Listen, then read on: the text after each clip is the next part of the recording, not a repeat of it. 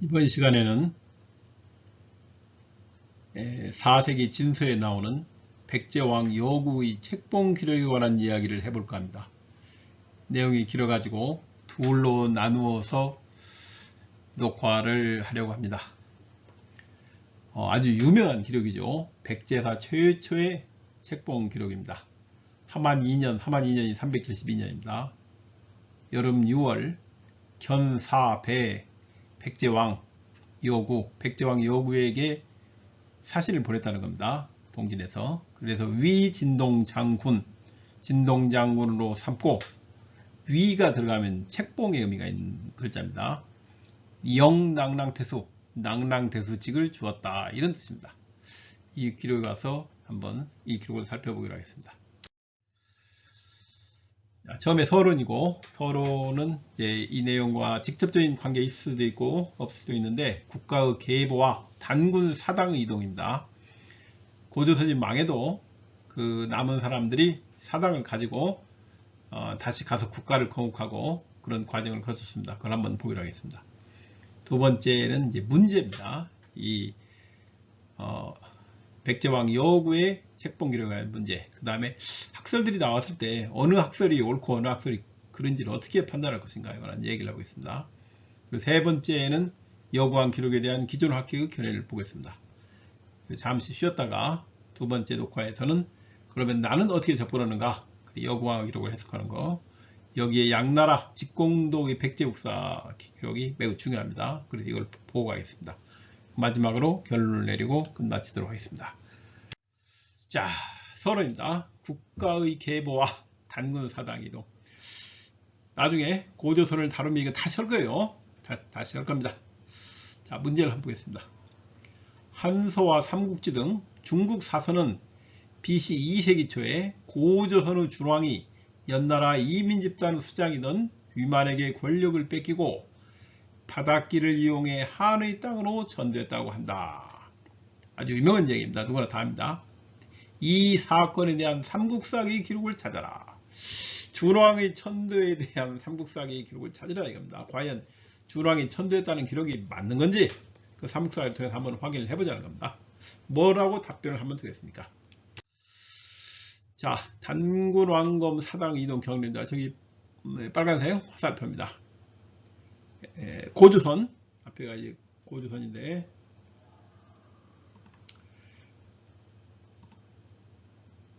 그러면 고조선이 BC 2세기에 들어가지고 유만조선과 준왕조선으로 분리됩니다. 유만조선이 남고 준왕조선이 이제 왕권을 뺏기고 떠나서 그 새로 국가를 세워요. 그게 준왕조선입니다. 그 다음에 유만조선은 망한 후에 낭랑군과 낭랑국으로 분리됩니다. 두 군데로 분리되고, 준왕조선은 이제 마한으로 이어져요. 그래서 단군왕검의 사당은 고조선에 있겠지만 이걸 이민집단인 유만조선이 제사를 지내겠습니까? 아니면 준왕조선이 제사를 지내겠습니까? 당연히 단군왕검의 사당은 준왕조선이 가지고 와서 제사도 준왕조선에서 지냈다고 봐야 합니다. 그리고 마한이 이러니까 단군왕검의 제사는 마한으로 이어졌다고 보는 게 합리적입니다. 그래서 빨간색 고조선, 준왕조선, 마한이 단군왕검의 사당과 제사가 이어진 경로라고 볼 수 있습니다. 그 다음에 부여는 고구려와 백제로 이어져요. 백제로 고구려는 훗날 발해로 이어지고, 백제는 목지국과 위례국이 있습니다. 목지국 뭐 위례국입니까? 목지국은 형인 비류가 미추홀에 건국한 나라. 위례국은 동생인 원조가 위례 건국한 나라. 그렇습니다. 그 다음에 목지국이 5세기의 왜국으로 이어져요. 5세기 왜국은 바로 목지국이 천도원 그 계승자입니다. 계승자가 아니고 그 자체라고 볼 수 있습니다. 삼국사기 고조선 준왕의 천도기록. BC 2세기 초 이주민인 위만 집단에게 왕권을 뺏긴 고조선 준왕이 자신을 따르는 백성을 이끌고 한의 땅 한반도입니다. 천도했다. 천도시 고조선 건국자인 단군왕검의 사당을 가지고 와서 제사를 모셨다는 거예요. 아니, 사당을 가지고 갔는지 당신이 어떻게 합니까? 위만이 제사를 모시겠습니까? 준왕이 모시겠습니까? 위만이 모실 리가 없죠. 준왕이 모신다고 봐야죠. 물론 위만도 모시고 준왕도 모시고 뭐 두 개 다 모시는데 당신이 어떻게 하느냐 그럼 할 말 없지만 상식적으로 생각해서 준왕이 모신다고 봐야 됩니다. 삼국사기 고구려 본기 동천왕 21년 247년입니다. 봄 2월 왕은 환도성이 난리를 겪었으므로 다시 도읍으로 쓸 수 없다고 생각하고 평양성을 쌓아 백성과 종묘와 사직을 옮겼다. 천도했다는 얘기예요. 그러면서 중요한 얘기입니다. 평양은 본래 서원인 왕검의 택지였다. 어떤 사람은 왕이 왕검의 도읍을 세우다 말하고 한다. 이게 무슨 말입니까? 준왕의 천도지가 바로 즉 준왕조선은 왕검의 수도란 말이에요. 이 대동강 평양이었다. 이런 뜻입니다. 대동강 평양이었어요. 대동강 평양으로 전도를 했구나. 247년에 우리가 이거 알 수 있어요. 247년 전도한 평양이 대동강 평양인 이유 하나 더 들어봤습니다. 245년에 어떤 일이 벌입니까? 위나라가 고구려 침공의 실패로 끝나요. 고구려가 요동 낙랑군의 영향하에서 동북아 자유무역항 역할을 하고 있던 대동강 평양 지역에 대한 위나라 출입을 막아요. 그러니까 그 전까지는 이 대동강 유역에 있던 낙랑국이 동북아 자유무역항 같은 데 매우 중요한 역할을 하고 있어요. 그런데 위나라와 전쟁 이후에 고구려가 그 위나라 출입을 허락하겠습니까? 당연히 막죠. 그리고 평양성 축적을 시작됩니다.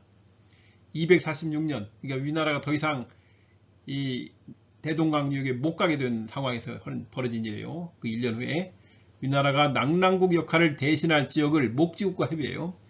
동북아 자유무역항이 낙랑국에 더 이상 갈 수가 없습니다. 그래서 그 대신할 지역을 찾기 위해서 목지국과 협의를 하는 겁니다. 협의가 깨집니다. 통역 문제로 있지만 아무튼 깨져요. 두 나라가 충돌합니다. 그 어떻게 합니까? 목지국이 신분고국을 시켜 황해도의 대방군 기리영을 공격하게 합니다. 이게 바로 유명한 기리영 전투 사건이에요. 그 다음에 247년생입니다. 평양성이 완공되자 고구려가 천도합니다. 그래서 247년에 지금의 대동강 유역으로 고구려가 천도하게 됩니다. 이제 그 낙랑국은 뭐 형식적으로 왕통만 유지하고 현재 남아있는 것은 요동의 낙랑군만 남아있는 겁니다. 자, 이왕이면 한번 덮어가기 위해서 제가 문제를 한번 내봤습니다. 246년에 대방군 기영을 공격한 신분국에 대해 답하라. 1번 신분국의 통치제도 어떻게 국가 유지되냐. 통치제도가 통치권은 범위 각 왕이라는 게 있으면 그 사람은 범위가 어디까지냐. 그 다음에 신분국의 기령을 공격했지만 무슨 군사제도가 있을 거예요. 그 군사제도는 어떻게 되었느냐. 두 번째, 신분국만 있는 게 아니면 당시에 목지국, 삼국사기, 고구려, 신라, 백제 여러 나라가 있을 거 아닙니까? 그 나라들과의 관계 및 외교 제도를 기술하라. 신분국은 어떤 외교를 하고 있었는가, 어떤 외교 체제를 가지고 있었는가. 세 번째, 신분국의 경제 및 사회제도. 그 나라도 먹고 살아니까 경제 뭐 흉년도 있고 풍년도 있고 어떻게 먹고 사는가. 그 다음에 사회는 어떻게 유지가 되는가. 신분국에 관해서 기술을 해보라 이겁니다. 그 다음에 신분국도 왕권 개성할 거 아니에요. 그 왕원은 어떻게 해석되는가를 기술하라. 제가 이 문제를 내면 뭐라고 합니까? 아니 무슨 새로운 사료라도 나왔습니까? 저거 또 어떻게 합니까? 삼국지에 한 줄 나오는 가지고 당신이 어떻게 신분국에 대해서 저렇게 잘합니까? 책을 잘 읽어봐야 됩니다. 간단히 나중에 자세한 일하고 우리가 맛만 보고 하도록 하겠습니다. 신분국의 통치에 들어갑니다. 신분국 왕이요. 군사권과 행정권은 있으나 주요 직책에 대한 인사권이 없어 목지국 진왕이나 마한왕이 주요 직책에 대한 인사를 대신했다. 목지국 진왕이나 마한왕이 중요 인사를 했어요. 신분국 왕이 한 게 아니고. 당신 어떻게 합니까? 저 책을 잘 봐야 됩니다. 그래서 그 다음에 목지국 군사 동원 명령을 받으면 왕은 아무리 흉년이라도 무조건 군사를 출동시켜야 했다. 그렇습니다. 목지국 명령에 의해서 군사를 이끌고 움직였어요. 저거 어떻게 합니까? 책을 잘 봐야 돼요. 다음에 신분국의 목지국 고구려 신라 백제와의 관계며 외교제도를 기술하라. 신봉공은 외유권이 없었어요. 외유권이 없어가지고 주변 소국들에게 독자적으로 사신을 보낼 수가 없었어요. 그럼 어떻게 합니까? 목지국이 시키는 대로 했습니다. 아니, 신봉국이 외유권이 있는 점 당신 어떻게 합니까? 책을 잘 봐야 되는 겁니다. 그래서 제가 나중에 이것만 뽑아가지고 한번 해보도록 하겠습니다.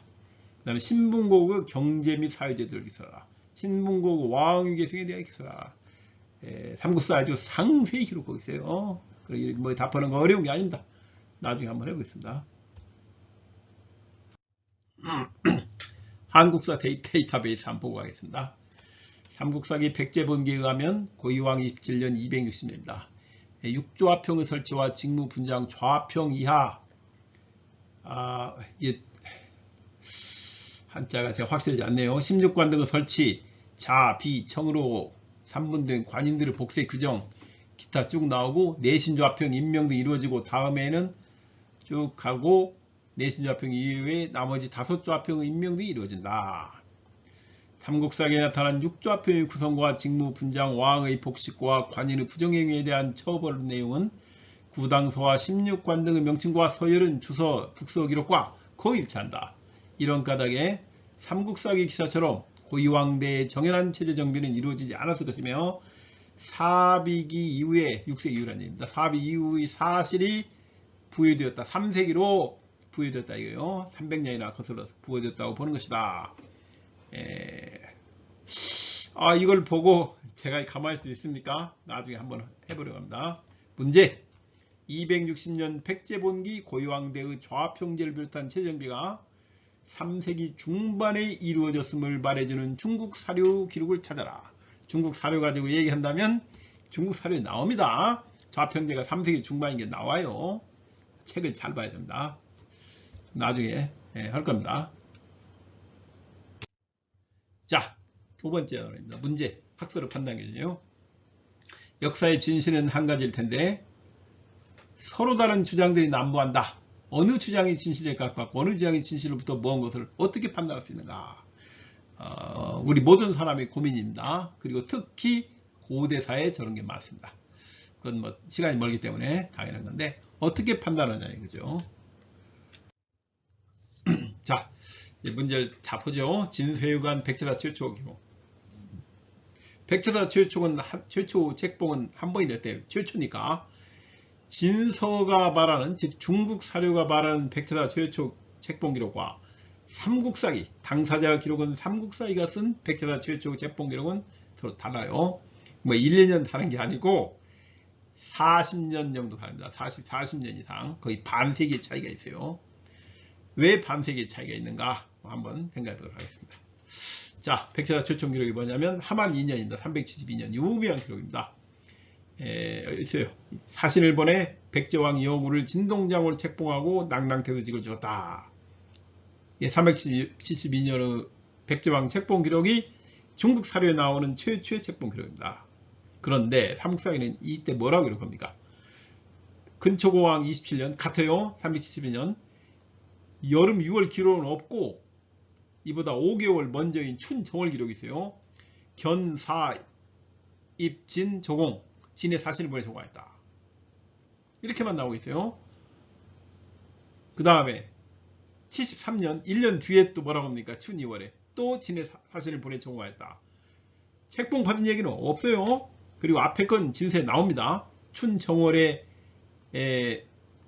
근처공왕이 동진의 사신을 보내는다. 그런데 그 다음에 373년은 없어요. 없다는 건 둘 중 하나입니다. 누락이거나 기록할 만한 중요한 사건이 아니거나 그럼 그래서 빠졌다고 보는 거죠. 삼국사기에는 372년 1월에 근초고왕이 동진의 사신을 보내는 기록만 있고 6월에 동진의 사신이 왔다거나 책봉을 받은 기록은 없어요. 책봉을 받기 위해서 사신을 보낸다와 그 사신이 와서 책봉 받았다. 어느 쪽이 중요합니까? 당연히 책봉을 받은 게 더 중요하죠. 통상적으로 우리는 학기는 어떻게 생각합니까? 여기 삼국사기에 누락됐다 생각하는 거예요. 이 위의 기록이. 즉 372년 춘정월에 책봉을 요구하는 사실을 보냈어요. 물론 삼국사기에는 책봉 요구했다는 말은 없어요. 그러나 아마 그러지 않았을까. 그리고 6월에 5개월 후에 책봉을 요청받아 책봉한다는 사실이 왔다고 이렇게 보는 겁니다. 그러나 현실은 좀 다릅니다. 책봉은 형식적이었잖아. 책봉을 요구하면 중국 왕조는 당해보다 다음 해에 사실을 책봉해요. 무슨 얘기냐? 372년에 책봉이 됐다는 얘기는 이 백제왕 여구가 그 전해인 371년에 사신을 보내 책봉을 요구했을 가능성이 더 크다는 겁니다. 물론 당해일 경우도 있지만은 그 전해인 가능성이 많다는 거예요. 그 다음에 372년에 이미 책봉을 받았어요. 그럼 뭐하러 373년 그 다음에 또 사신을 보냅니까? 책봉을 받았으면 더 이상 동진호 무슨 이야기를 할 필요가 없어요. 사실을 보낼 필요가 없는 겁니다. 자, 중국 사료는 372년이 가장 먼저 책봉 기록이라고 하는데 삼국사기는 약 반세기 뒤인 416년이 첫 책봉이라고 해요. 삼국사의 백제봉이 전지왕 12년 다름없습니다. 동진의 안제가 사신을 보내 왕을 사지절 도독 백제 제군사 진동장군 백제왕으로 책봉했다. 이 얘기는 진서에는 없어요. 정작 4세기 진서에는 없고, 이거 5세기죠. 그래 진서에 없는 건 당연합니다. 5세기인 송서동의전 백제주에 있어요. 연도가 양쪽 일치합니다. 416년으로 달이 없다는 것과 일치해요. 정확한 기록이라고 합니다. 자, 통상 책봉 전에 사신을 보내 책봉을 요청하므로 416년이면 다른 없지만 416년 책봉이면 415년에 사신을 보내 책봉을 요청할 가능성이 더 크다 이겁니다. 하지만 책봉을 요청한 기록과 받은 기록 중에서 받은 것이 더 중요하므로 요청한 기록은 없고 받은 기록만 있다. 그렇게 보는 겁니다. 즉 단순한 친선교육이 아니라 책봉을 요구하고 받는 책봉 관련 요구는 책봉을 받은 기록만 쓰는 것이 보통이다. 이런 뜻입니다. 드디어 이제 문제가 나옵니다. 백제와 여구왕의 책봉 기록 증봉 찾기 문제. 만일 진서가 집필 시기는 물론이고 활자 상태까지 완전히 똑같은 두 개의 본이 있다. 똑같은 두 개의 본이 있어요. 그 다음에 연도가 없어요. 연도가 멸실되어 있다고 가정한다면 둘 중에 어느 게 맞냐 이거예요. 어느 게. 그 다음에 연도는 몇 년이 되어야 하는가 써보라는 겁니다. 본 하나는 두 가지 본이 있는데 하나로 되어 있냐면 백제왕 여구 위 진동장군, 백제왕 여구를 진동장군으로 삼았다. 책봉했다. 이게 하나 나오고 두 번째 본은 백제왕 여구를 위 진동장군으로 삼고 영랑랑태수, 랑랑태수직을 주었다. 하나 더 붙어 있어요. 뒤에 이렇게 랑랑태수. 어느 쪽이 맞나 이거죠. 여기에 랑랑태수라고 안 쓰고 진동장군까지만 쓴 게 맞느냐 아니면 영랑랑태수까지 있는 게 맞느냐 어느 쪽이 맞는 거예요. 그 다음에 연도가 몇 년인지 한번 써보라는 겁니다. 연도가 몇 년인지 명쾌하게 해야 됩니다. 한번 써봐라 이겁니다. 여러분 한번 해보십시오. 여러분 뭐라고 쓰시겠습니까? 어느 쪽이 맞는지 왜 맞는지 한번 생각해 보십시오. 자, 그러면 기존 학계는 어떻게 해야 하느냐? 그래서 국사편찬위에서 운영하는 한국사 데이터베이스와 또 전라도 천년사 가장 최근에 나온 우리나라 그 기존 학계의 의견입니다. 전라도 천년사 양쪽을 한번 살펴보도록 하겠습니다. 한국사 데이터베이스 하만 2년 춘정월 신축 백제 이무왕이 각각 사실분의 방문을 바쳤다. 이게 나옵니다. 진서 나오는 거예요. 그런데 백제와 이무왕 사실을 파는데 중요한 겁니다. 사신 파견자는 이름이 없어요. 왕이 보내면 이름을 묻는 게 원칙입니다. 그런데 사신 파견자 이름이 없어요. 신라만 하더라도 뇌물사금이 전진에 사신을 보내니까 전진에서 사신에게 신라왕 이름 물어봅니다. 신라왕 이름 뭐라고 합니까? 루한이라고 합니다. 그러니까 루한이라고 받았어요. 그 루한이 뭐예요? 루한이란 이 마립간에서 립간이라는 뜻이에요. 루라는 것은 높다는 뜻입니다. 매우 높아요. 마루 굉장히 높다. 한은 왕이라는 뜻입니다. 즉 대왕이라는 뜻이에요. 그래서 뇌물사금의 이름이 뭐냐? 루한입니다. 대왕입니다. 당시에 뇌물사금은 이 마부 출신이었어요. 그래서 마립간이란 무슨 뜻이냐면 마부 출신 또는 모부 출신, 립간, 루한 같은 말입니다. 대왕이다, 대왕이다 이런 뜻입니다. 삼국사기하고 일치하는 거예요. 그 다음 하만 2년 372년입니다. 6월이에요. 5개월 후에 사실본에 책봉하고 낙낙 죽었다 이렇게 나오는데, 이에 대해서 뭐라고 얘기를 하느냐? 한국사 데이터베이스는 대고구려전은 성공적인 수행. 고구려 언제부터 전투합니까? 369년에 전투가 벌어져요. 그래서 369년에 벌어져서 백제가 승리하죠. 외화의 교역로 확보와 가야 지역에 대한 영향력 증대, 마한 자녀 세력의 통합이 일단락된 근초고왕 27년, 왕은 동진의 사실을 보냈고 진동장군 영낙랑태수에 제소되었다. 이제는 백제입니다. 국왕으로서 북부 마한연맹의 영도권을 가지고 있는 정도의 마한주가 아니라 전체 마한을 아우른 백제왕을 칭하였던 것이다. 맞백제 왕이 아니고 일백백제 왕을 칭하였다. 왜 하필이면 앞에는 맞백제고 뒤에 일백제인지 그 이유를 안 써놨네. 마한의 자녀 세력이 상정했을 때는 이들에 대한 대중관계가 계속됐으나 중이라는 건 중원왕조입니다. 백제가 근초고왕대에 이르러 이들 세력을 정치적으로 폭소시킴으로써 명실상부한 일백백제 백제는 백제로 발전하면서 일백백제 백제라는 국명을 가지고 만에 대신하여 대외적으로 동진과의 관계를 수립했다. 이렇게 한국사 데이터베이스는 설명을 하고 있어요. 자, 우리 굉장히 자부심을 가지고 대단하게 기록을 하고 있는데, 우리가 원하는 것은 정확한 겁니다. 무엇이 진실에 가까운 것이지 뭐가 대단하고 뭐가 우리에게 유리하고 불리하고 이런 게 아니에요. 무엇이 진실에 가까운가, 우리는 그거 하나만 보는 겁니다. 다음 또 있습니다. 한국사 데이터베이스 3.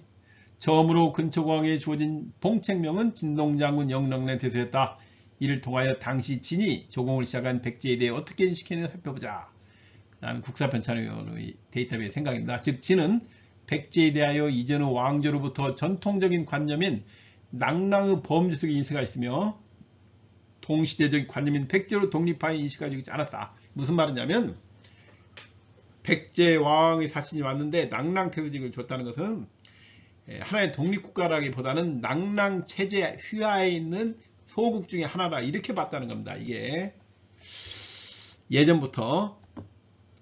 자, 그러나 그 뒤 여휘와 여영에 대한 봉책에서는 그 일치하죠. 이때는 낙랑태수직은 안 주고 백제왕하고 주니까 그 이제서야 낙랑으로부터 벗어났구만, 또는 낙랑과 관계없구만 하고 생각했다는 겁니다. 중국 왕조가. 전라도 천년사를 뭐 하나 보겠습니다. 이에 따르면 여기 근초고왕 근무 이전보다 왕권이 강화된 시기요. 왕권이 강화된 건 맞아요. 왜 알 수 있어요?